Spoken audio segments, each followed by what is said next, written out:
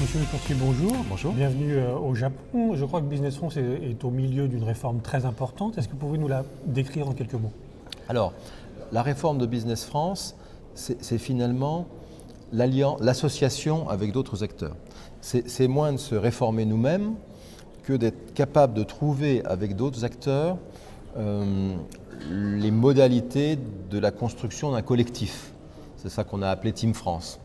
Et pourquoi est-ce qu'on fait ça? Tout simplement parce que c'est les entreprises qui nous le demandent. On est au service des entreprises, c'est dans notre raison sociale.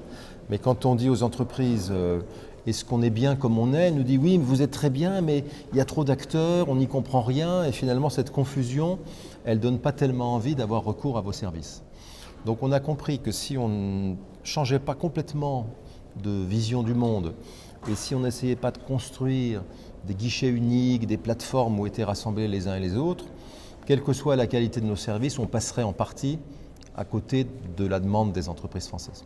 Donc, tant en France qu'à l'étranger, on essaie de simplifier considérablement l'environnement proposé à l'entreprise en s'associant avec tous les acteurs pertinents. Alors, c'est un peu différent en France parce que le noyau dur, ce sont des acteurs publics qui vivent d'argent public, les CCI de France, Business France, les régions.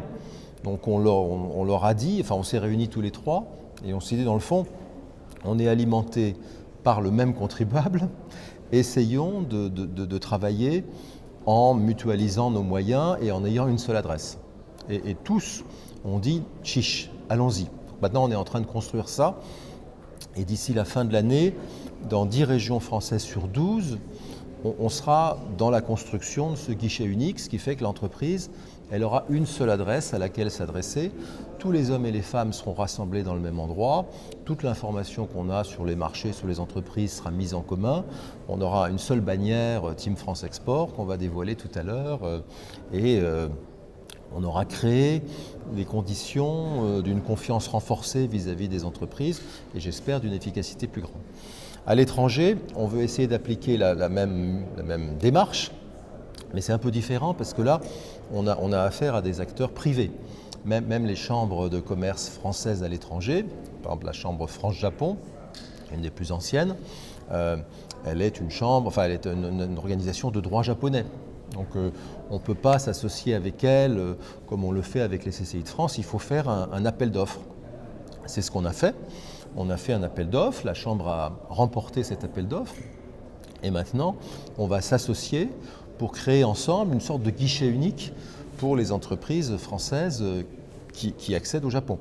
Au lieu d'avoir d'un côté, est-ce que je vais à la Chambre, est-ce que je vais chez Business France, on aura une structure unique qui pourra les accueillir et qui pourra en traiter plus et les traiter mieux.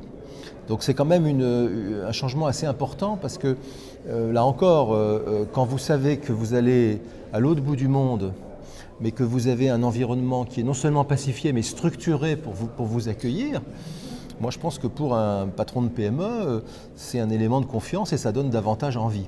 Alors, en tout cas, c'est ce qu'ils nous disent. Donc c'est une date assez importante parce qu'on a choisi d'organiser notre calendrier d'appel d'offres pour que ça puisse aboutir à la date du centenaire de la Chambre.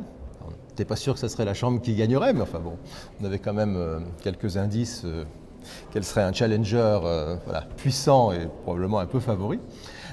Et donc c'est une première parce que ce dispositif-là, on va l'étendre à d'autres marchés, à d'autres pays. Par exemple, dès mercredi à Hong Kong, quand même pas non plus un marché secondaire, au contraire. C'est là où on a un de nos premiers excédents commerciaux à Hong Kong. Et puis après, en Russie, en Espagne, peut-être encore ailleurs. Donc c'est une soirée qui va faire référence parce que c'est à la fois une très bonne solution pour les boîtes françaises qui veulent aller au Japon, mais c'est aussi quelque chose qui va nous permettre qui va se répliquer sur d'autres marchés et qui, j'espère, démontrera justement cette volonté de bâtir des alliances, mais de les bâtir dans une logique de solution pour les entreprises françaises.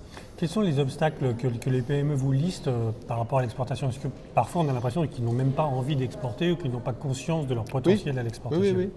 Le premier obstacle, c'est la capacité de la PME à savoir D'une part, si l'export c'est pour elle, est-ce que je suis prêt ou pas? Comment j'évalue ma capacité à franchir les frontières? Et loin ou près, c'est pareil? Voilà. Et ensuite, si la réponse est j'ai une certaine capacité, ce qui est le cas de la plupart d'entre elles, par où je commence?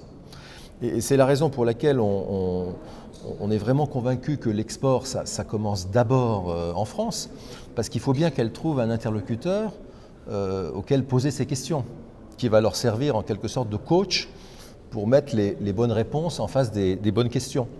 Et jusqu'à présent, notre dispositif, il était essentiellement à l'étranger et à Paris. Et en région, il y avait un peu de chambres de commerce, un peu d'acteurs privés, enfin, il n'y avait pas justement ce guichet unique.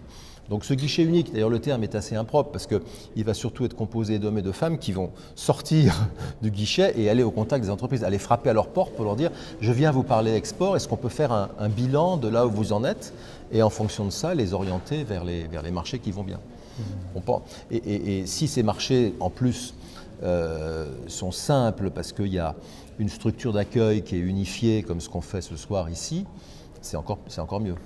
On a l'impression, donc ça veut dire qu'on va se tourner vers une démarche de plus en plus qualitative, Oui, ou qui correspond plus au marché eux-mêmes. Oui, voilà. Moi, je pense à bien des égards, les difficultés qu'on a en matière d'export, c'est un peu comme le problème de l'orientation universitaire. C'est-à-dire qu'il y a beaucoup de jeunes en France qui sont en situation d'échec parce qu'ils ont été vers la mauvaise filière, puis au bout d'un an ou deux, ils s'aperçoivent que ça ne marche pas, alors ils reculent, ils ne savent pas où ils en sont, etc. Et c'est beaucoup de gâchis. L'export, c'est pareil.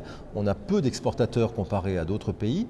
Et en plus, 30% de nos 125 000 exportateurs annuels, on ne va pas les retrouver l'année d'après. Parce que probablement, ils ont été vers un marché qui n'était pas celui où ils pouvaient réussir. Donc c'est pour ça que le conseil, la préparation, l'orientation, c'est vraiment déterminant. Et on met le paquet pour avoir cette organisation dans les régions qui va aller au contact des entreprises, essayer de les aider encore une fois à évaluer leurs capacités et ensuite les orienter vers le marché où on pense qu'elles ont le plus de chances de réussir. Une entreprise qui réussit à l'étranger, elle va donner envie à 10 entreprises de la suivre à l'export. Une entreprise qui échoue, elle va dégoûter 50 entreprises d'aller à l'export parce qu'elle racontera que c'est horrible, qu'elle s'est fait voler, qu'elle a perdu son temps, qu'elle a perdu son argent. Donc on pense qu'il faut aussi créer un engrenage favorable, un buzz favorable autour de l'export. Et nous, on ne peut pas faire le business à la place des entreprises, ce serait extraordinairement présomptueux. Mais notre dispositif, quand je dis nous, c'est nous, les chambres de commerce, nos partenaires à l'étranger, on peut quand même être réducteur d'incertitudes et accélérateur de leur croissance. C'est-à-dire leur éviter les pièges les plus gros et puis les orienter vers les endroits où on sait que leurs chances de réussir sont beaucoup plus grandes. Si on fait ça, d'une certaine manière, on va améliorer la performance française dans des proportions importantes. Merci beaucoup. Merci à vous.